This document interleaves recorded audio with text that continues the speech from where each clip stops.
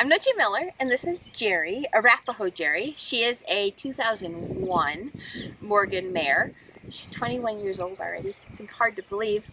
Once upon a time, long, long ago, she was my mare. I got her as a 3-year-old out of Wyoming and started her. She was an excellent little ranch and show horse.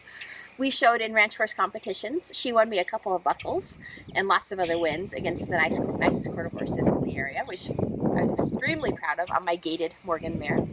Now she belongs to a good friend of mine, and she is a ranch horse. They are off to brandings this weekend together, the two of them, roping and dragging a woman riding a gaited Morgan, which I absolutely love. So we are gonna take a look at Jerry's Whorls today. Hey Jerry, come here, darling. Jerry has a single center whorl right here in the middle of her forehead, which really only tells us that we see no extremes from the whorl.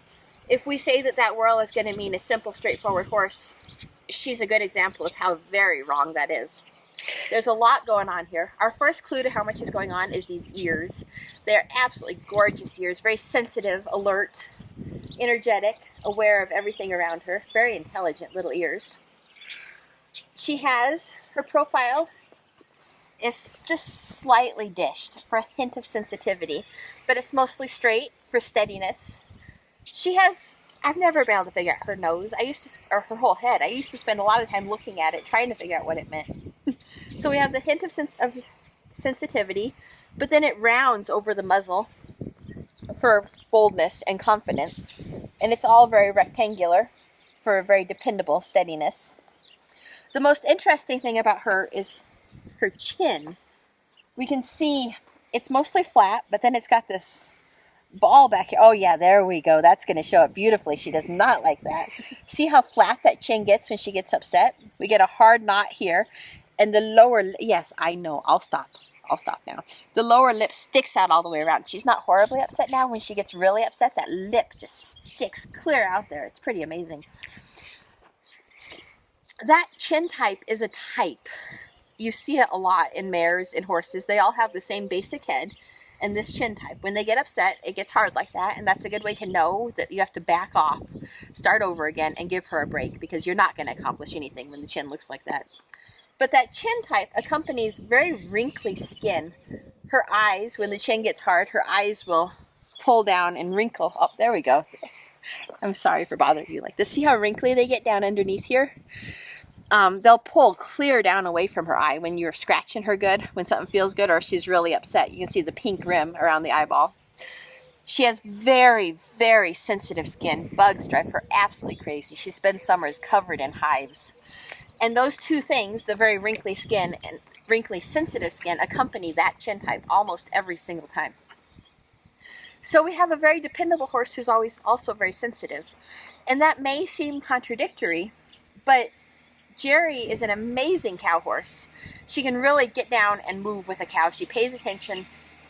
She's very quick, very sensitive to notice the coming and going. She gets very upset about things flapping under her chin. Does she still get upset about that sort of thing? Tarps and stuff? Yeah, a little bit. Tarps and stuff drove her crazy. And she disappeared out from under me a couple of times when something moved under her chin, and she just disappeared backwards quickly. So very sensitive, but she was also exactly the same at home and at a show. You got her in the arena, and she was honest and gave you everything she got, everything she had to give, and didn't get worried about things. So the sensitivity and dependableness goes hand in hand, even if it doesn't seem like it would. Now, for the rest of her body here, she has a whorl on each side matching, partway down her neck. It's feathered, going up from there. This whorl is where she's going to bend through the neck when she flexes her head. We're riding together oh, there, like that. It's probably hard to see, but there's a bump when she, come here, pretty girl. When she bends her head like that, there's a bump in the neck right here. The rest of it stays kind of straight, and there's a bump over the feathering. Let's see. She has just a hint of feathering down here in the throat latch, actually, which will keep her head in front of vertical. And she has a very low forward headset that just arches nicely. She doesn't come back behind vertical well.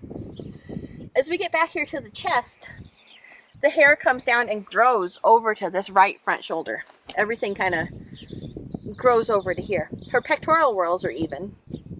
It's just the rest of the hair. It's not a whorl, it's a growth pattern. And that will mean this right front is her preferred front leg that she'll reach with and move with more. Which is fun, because then if we get back here to the back whorls, stay here, girlie.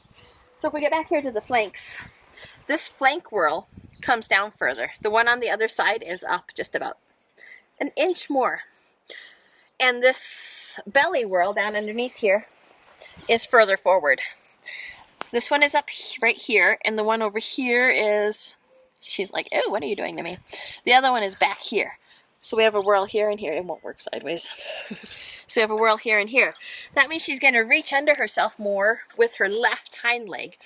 And since legs work in diagonal pairs, if the left hind leg reaches under more, the right front leg that all the hair grows to is going to be, those are the stronger diagonal. She picks up the right lead a lot better than she does the left lead. It's fascinating to me how well these things work together. Those whorls are also very narrow, right on the center line. And when she walks, she reaches around with the hind legs right to the middle. Those belly whorls have a lot of information to give about the hind legs and how they'll move. And Jerry has a lot of whorls to look at, don't you? A lot more than it seems like at first glance. So that is Jerry, a wonderful, dependable, overly sensitive horse who picks up her right lead better than her left.